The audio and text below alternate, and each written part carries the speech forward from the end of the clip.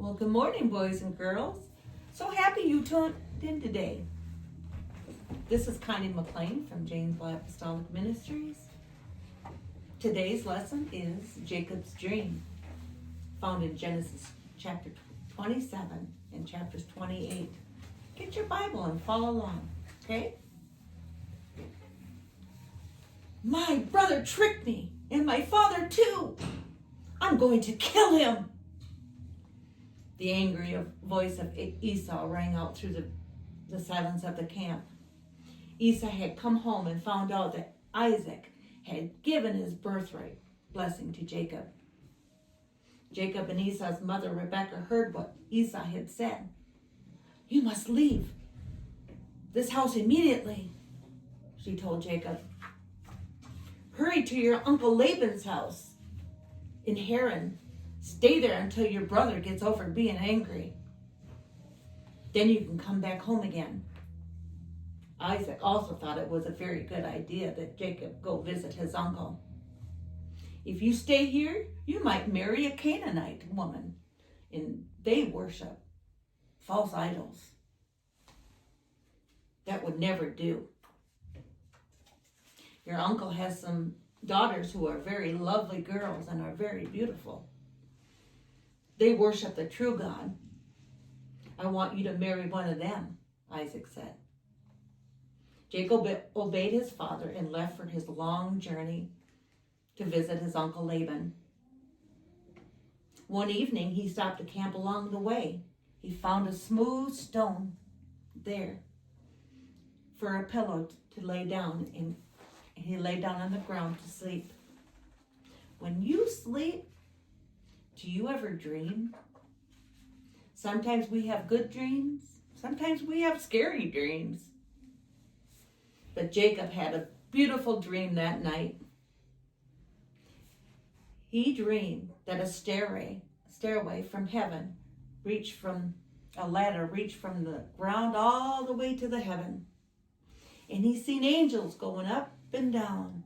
Can you imagine what that might have been like? And who do you think was at the top of that ladder? You guessed it. God was there. Jacob heard God say, I am the God of your grandfather Abraham and your father Isaac. The ground you are lying on is yours. I will give it to you and your children. You will be the father of a very great nation. There will be many children, and they will populate the land. God also promised to be with Jacob's family and protect them. Then Jacob woke up.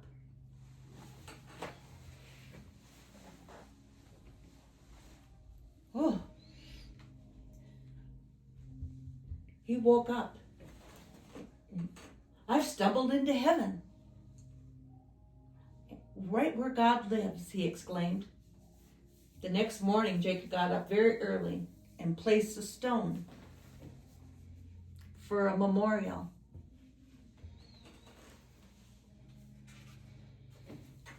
This ground on which I was sleeping on is an altar. He poured olive oil on it, and he named that special place Bethel. For when he sees this stone, there he will worship God. He prayed, oh God, if you protect me and you give me food and shelter and protect my family, I will always remember that you are the one true God. This will always be a special place of worship. As he began his journey down the path to the strange far-off land, Jacob felt like a different person.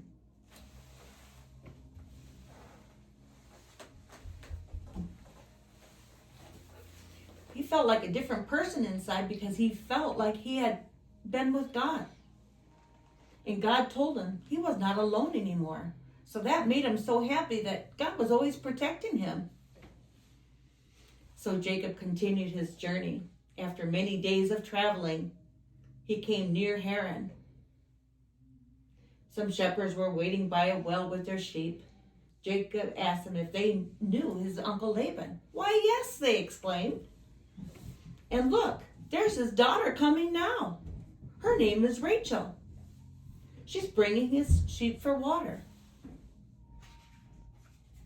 Jacob looked, and he saw a beautiful girl coming down to the well with her flock of sheep and goats.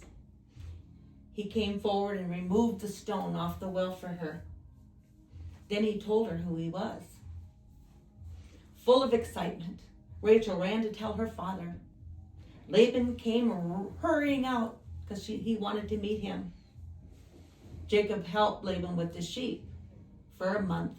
Then Laban said, "Because you are a relative, that's no reason I shouldn't pay you for your work." "What do you want?" he said. "I will work for you for 7 years if I can marry your daughter Rachel," said Jacob. By now he loved her very, very much.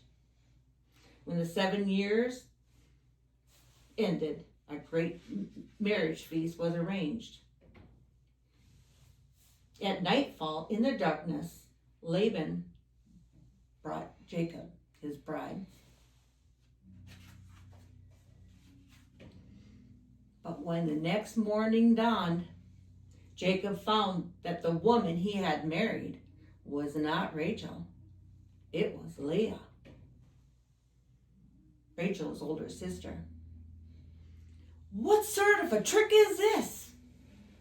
Jacob raged at Laban. "I worked 7 years for Rachel. What do you mean by trickery? What do you mean by this?" Now he understood what it felt like to be cheated. Laban says, "It's not our custom to marry the younger daughter first. It's our custom that the older sister be married first." Laban replied, "But you may marry Rachel next week if you promise to work for me another 7 years.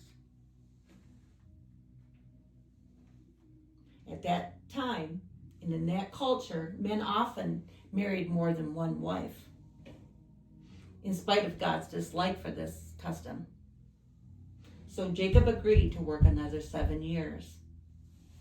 He was married to both sisters, but he always loved Rachel so much more because she was his first love. Jacob no doubt came to realize that the deception he had caused against his father was wrong, as the deception Laban had planned. God forgave Jacob and Laban, but they had to live with their problems their deception had caused them. Just like in Jacob's dream, our memory passage is this, found in Genesis 28:15, says, "I am with thee, and I will keep thee in all places."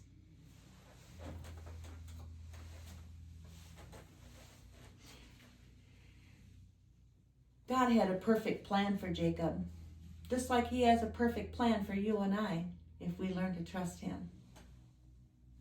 So that concludes our lesson for today. Join us next time, the continuation called Jacob's Return Home. And you don't want to miss it. Have a good day.